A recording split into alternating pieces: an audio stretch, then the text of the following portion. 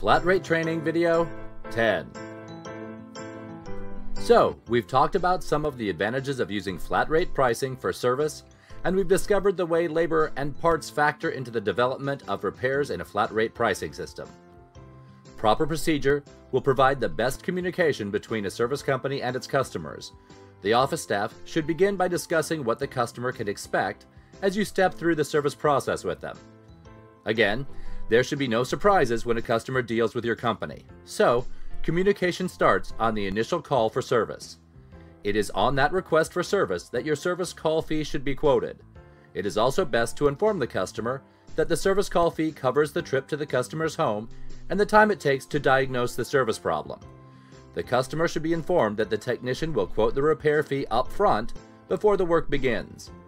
Also, the office should inform the customer that the invoice for the work completed will be presented upon completion of the repair and that your company accepts payment by check or credit card. At the customer's home, the technician should have a brief discussion about the malfunction and then begin his diagnostics on the system. Once a problem is diagnosed, the technician should locate the appropriate repair in the repairs database and then speak with the customer about his findings, mentioning the repair that is needed.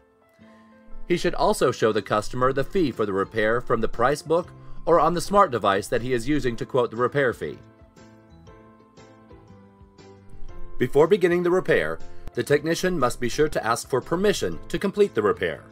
It is important that the technician also mention that sometimes, when working on a furnace, boiler, air conditioning system, or the like, another problem may be uncovered.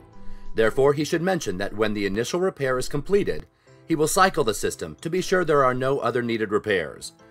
That can be accomplished by saying something like, "I have determined that you need this repair to get your system up and running. Once I've completed that repair, I will cycle your system to make sure there is nothing else wrong. At that time, if I find another problem, I will explain the issue and let you know what the repair fee will be."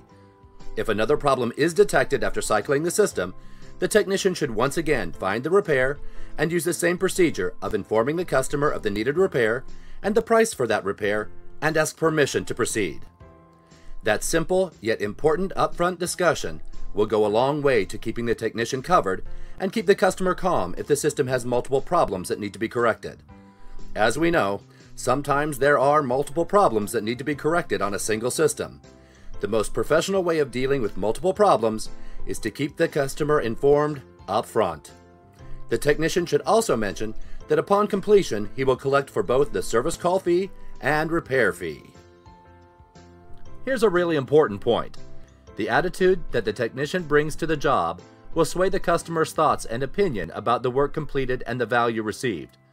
If a customer says that he believes the repair fee is high and the technician agrees that it's high, but he has no control over the pricing, he will almost ensure that the customer will decline the repair or will later call the office seeking an adjustment to lower the bill.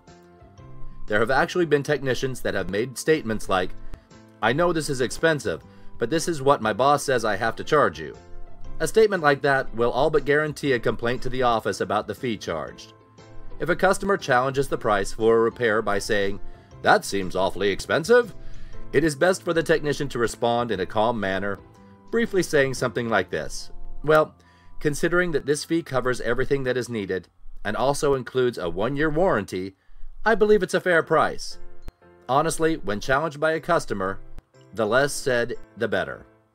Keep in mind that this is one of those situations where a non-threatening response delivered calmly, mentioning the fairness of the fee charged, will likely diffuse the customer's concerns and result in a more satisfactory result.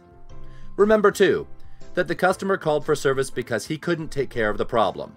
Also, the technician is the expert in the eyes of the customer, and the customer therefore has more faith in the opinion of the technician than in the opinion of anybody from the home office. Here are some do's and don'ts about the invoice and collection of the fees while on the job. The invoice should be signed by the customer.